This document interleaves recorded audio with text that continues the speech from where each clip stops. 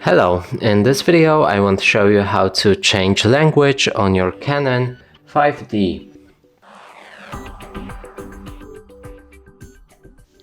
And to begin, let's click on the menu button right here, then scroll down to the language from the top like this.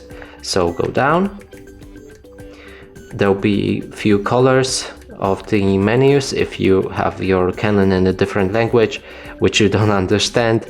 Let me just guide you through it. You can see the slider right here. So first is red, then is blue, and the second is yellow, and right here the language should be somewhere in the middle. You can see it on the slider right here. It's next to this video system, which can be named PAL or also communication print PTP. So select the language and now pick whichever different language you want to use on it. And that's it for this video. Hope you like it. Please consider subscribing to our channel, leave a like and a comment below.